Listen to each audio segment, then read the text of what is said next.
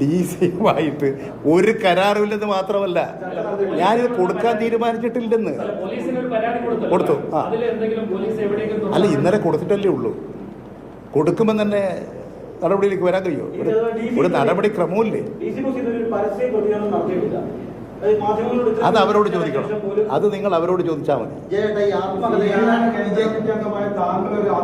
ആത്മകഥ എഴുതുമ്പോൾ സ്വാഭാവികമായിട്ട് CPM-മായി ബന്ധപ്പെട്ട കുറേ വിവരങ്ങൾ അതിലുണ്ടാവുന്ന ഉറപ്പാണ്.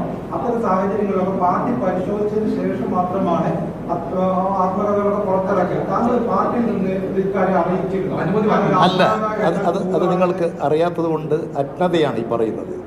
ഒരാൾക്ക് ആത്മകഥ എഴുതാൻ അയാൾക്ക് അധികാരമുണ്ട്. ആത്മകഥ അങ്ങനെ എഴുതുന്നത് ലഘുലേഖകളാകട്ടെ, പുസ്തകങ്ങളാകട്ടെ, ആത്മകഥയാകട്ടെ, അത് പ്രസിദ്ധീകരിക്കുന്നതിന് മുൻപ് പാർട്ടി അനുവാദം വാങ്ങണം. ഞാൻ എൻ്റെ പുസ്തകം ഇതുവരെ തയ്യാറായില്ല. തയ്യാറായി കഴിഞ്ഞ് ഞാനിത് പ്രസാദനം ചെയ്യുന്നതിന് മുമ്പ് ഇതിൻ്റെ കോപ്പി എൻ്റെ പാർട്ടിയെ കാണിച്ച് പാർട്ടി പരിശോധിച്ചിട്ട് ഇത് അനുവാദം തന്നാലേ എനിക്ക് പ്രസിദ്ധീകരിക്കാൻ പറ്റൂ. ഞങ്ങൾക്ക് വിദേശത്ത് പോകണമെങ്കിൽ പാർട്ടി അനുമതി വേണം, എന്നാലേ പോകാൻ പറ്റൂ.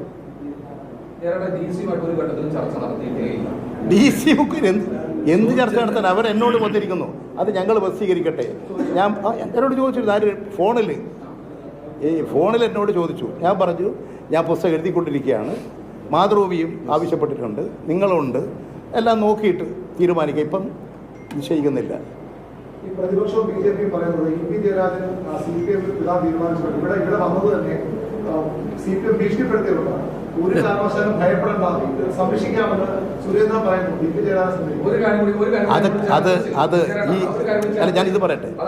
ഇവിടെ പാലക്കാട് തന്നെ സുരേന്ദ്രൻ്റെ നേരെ നടക്കാൻ പറ്റുമോ? പാലക്കാട് അസംബ്ലി മണ്ഡലത്തിൽ ഗ്രൂപ്പ് തമ്മിൽ എപ്പോൾ സുരേന്ദ്രൻ ഇവിടുന്ന് അടി കിട്ടുമെന്ന് പറയാൻ പറ്റുമോ? ആ സുരേന്ദ്രനാണ് ഇത് പറയുന്നത്. ഇവിടെ ഗ്രൂപ്പായിട്ട് അടിയും പിടിയും നടക്കല്ലേ? അവരുടെ ശാഖയിൽ ഇപ്പോൾ അടി നടക്കല്ലേ? RSSൻ്റെ ശാഖയിൽ ഇതിൻ്റെ പേര് അടി നടക്കല്ലേ? സുരേന്ദ്രൻ ഇവിടെ സ്ഥാനാർത്ഥിയാകാൻ പുറപ്പെട്ടു, ആയില്ല. കൃഷ്ണകുമാറുമായിട്ട് അടി നടക്കല്ലേ?